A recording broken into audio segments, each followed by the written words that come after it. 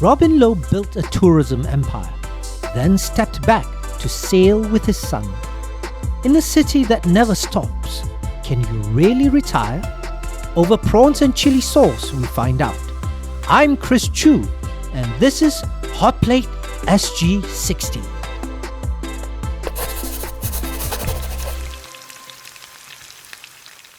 Robin, welcome to HOTPLATE SG60. It's been a while, right? Yeah. So I heard the good news that you are like chill, semi-retired, happy spending lots of time with your son. I just really winding out a little bit. How do you think can Singaporeans, the normal Singaporeans, those who live in HDB, not the expensive landed property, the good class bungalows and all that, can they actually retire in Singapore? What do you think? Well, it really depends on what you want. I think for me, I'm leading this life because I'm very much contented. I stay in HDB, but I think I more or less enough. Not exactly to lead the kind of luxurious life, but I think it's time to just roll back a little bit. It seems like my dollar is buying less and less and less. I really don't know how I'm going to make ends meet, for 10 years. Even if I make the same income, right? But to last 10 years, what are the tips and tricks that you have? I'm no longer leading the kind of life which I led in the past, having branded stuff, using all the good stuff. Even if you don't lead a life that is luxurious, how much can you cut down before it gets ridiculous? And I think it's about appreciation as well. Let's compare with other countries, right? Okay. Malaysia, things hasn't been going up a lot in terms of the income, but I believe the prices have went up accordingly as well. Yeah, sometimes like what you do, right? You go and catch your own prawns, right? Yeah, I do that once in a while. So thankfully, I have to see my fridge is actually full of fish and prawns which I caught. So now you scale back a bit. What are you doing? My kid is doing sailing, so I'm actually taking up sailing alongside with him, and right now every weekend we'll be by the sea. The boat. I know nothing about it. So is it specific kind of sailing? For kids, basically, they always start off with a very, very small dinghy, like 2.3 meter dinghy. They call it Optimist. Now it's actually sailing a slightly bigger class, again a racing boat, which is what we call an Ilka.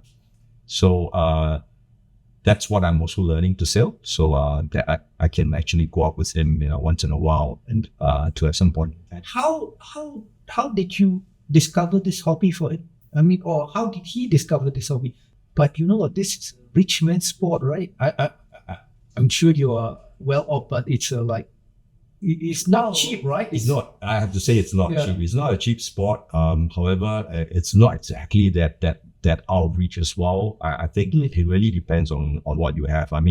Of course, we've got rich people in the clique, who buy brand new boats and everything. But there are average Singaporeans who are actually joining that sport as well, and they either charter a boat from the club or they just buy a cheaper used boat. So, do you think that in Singapore, the fathers especially, because I'm saying the fathers because you're fine, have the chance to spend with their children? Because, the working hours here are crazy. Kids who are sailing, a lot of times it's the mother who is actually bringing the kids over to all the sailing classes. I'm kind of blessed, to be able to have that kind of a leeway in terms of time to basically accompany him and learn with him. So, but you think that Singapore, the lifestyle is, there's no balance. If the fathers are all overworked, and sometimes I don't think it's the fault of the company. I think it's the mindset that the Singaporean male has grown up with, which is, it's my job to work all the time, right? Because the bosses have drummed it into you. You're different. You're an entrepreneur, so you've been your own boss for a long time, right? But others, he said, hey, if I leave the office before my boss, That's going to be a problem. You work for someone, I think work-life balance, it's of course a little bit more difficult as compared to someone who's self-employed or doing your own business. But I think what I really know is that a lot of companies are actually doing more like a hybrid system right now, where they have a slightly more time at home, work from home. I do see the growing trend of so-called fathers also, sending their kids over once in a while. So yeah, I think it's compared to the past. Yes, it has improved the work-life balance kind of thing. But of course, doing your own business, you get more back. Okay. So you're really, really passionate about your relationship with your son right now. Where do you think this relationship? Do you think you can sustain this relationship into his early teens and going forward? I really hope. My belief is that I actually put it this way. It sounds like I'm insane, but I'm not. I mean, in his early childhood days, like up to where he's maybe 6, 7, I was the missing father, because that was a time when I was actually, business running around a lot, and getting everything up. It's only, I would say, the past 2 years or so that I got the chance to kind of wind down a little bit and start to focus a little bit more on him. So it's more like a payback.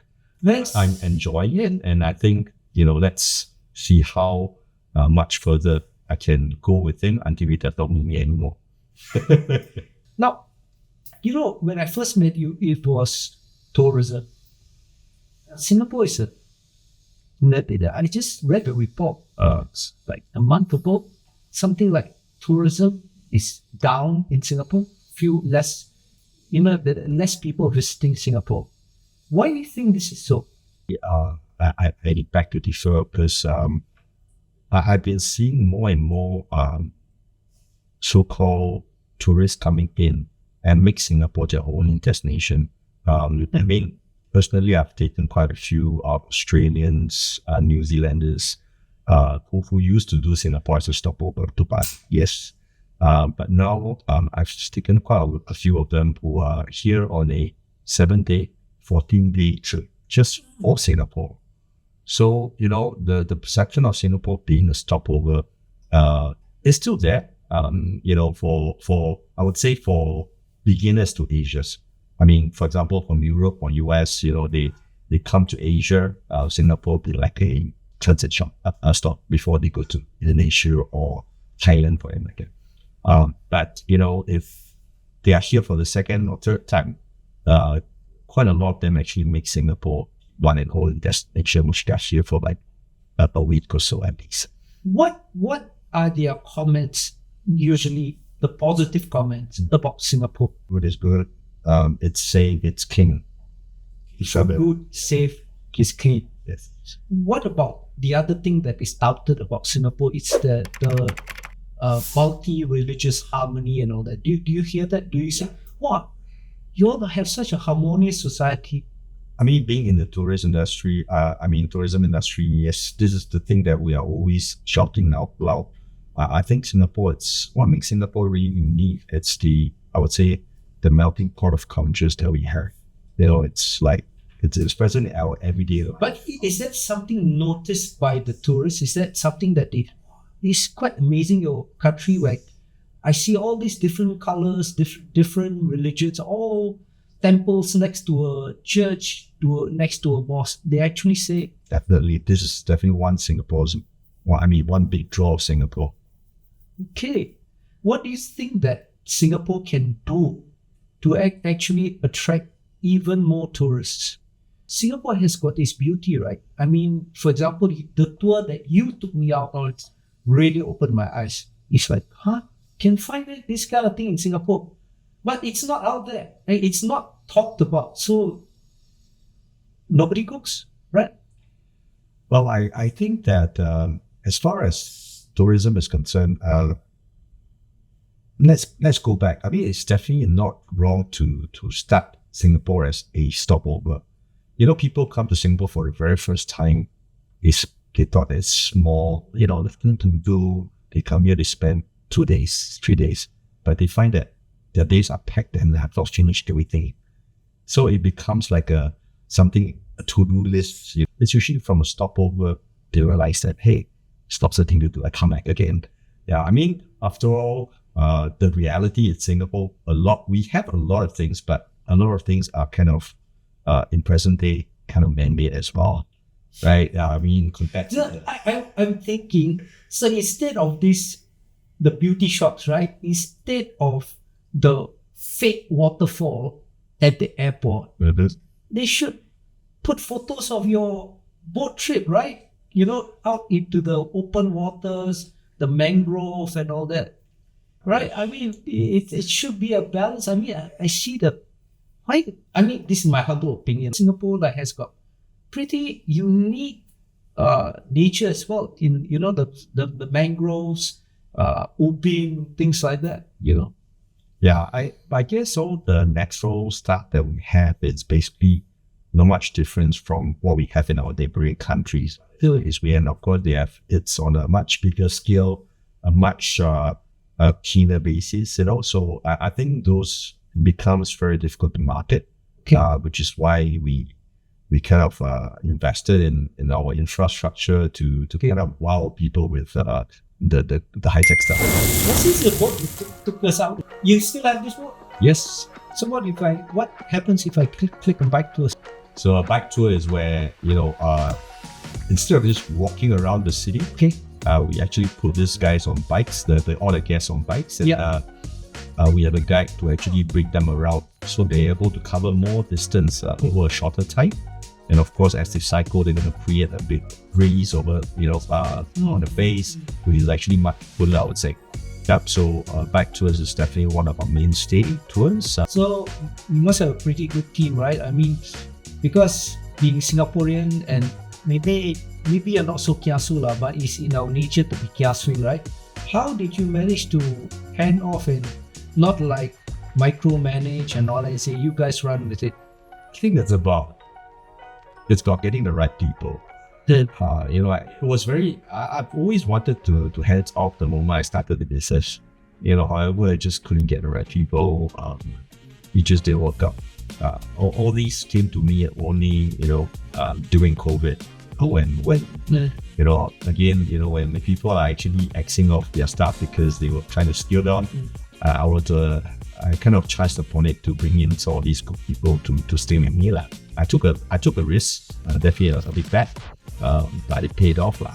So I remember, right? You took out your savings to pay the salaries of some people, right? Yeah. That's a big bet. Yeah, it was a big bet, I would say it. So that's the trick lah. That's the trick. Okay, get a good team, hand it over, and trust them to run it. Yeah. I think that's very important. Yeah. Okay, Robin, thank you.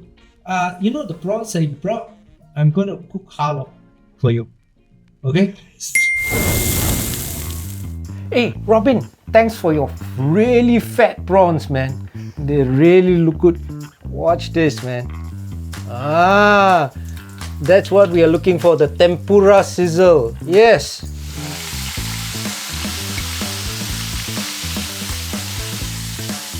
So, first, some shallots.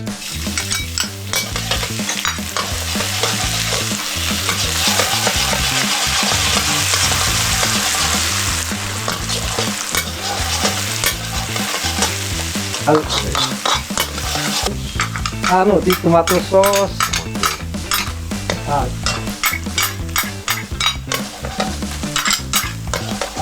Worcester sauce.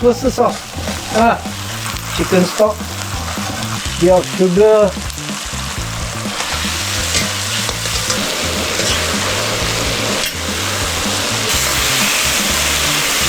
Alright, see?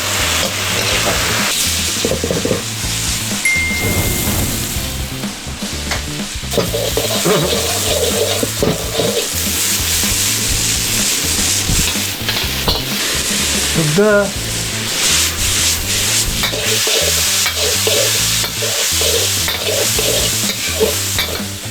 Okay.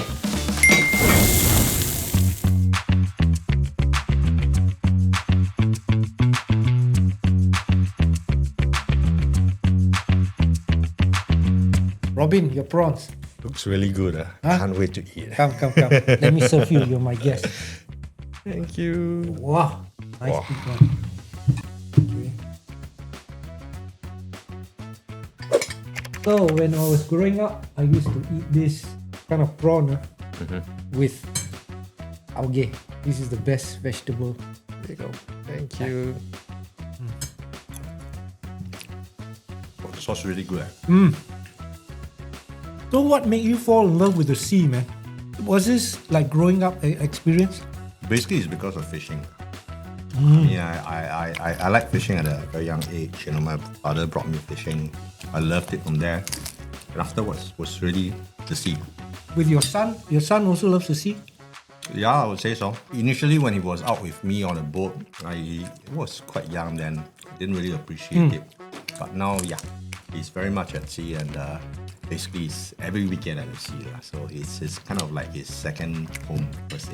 As far as tourism is concerned, it's Robin brought the prawns. I brought the fire to the pan. We served a dish of bold choices, retirement on your own terms, and a life rich with flavor. This is HOTPLATE SG60. Watch more episodes. Watch HOTPLATE SG60. Cheers! Come, take some more sauce. for sure. Really must teach me how to do this sauce.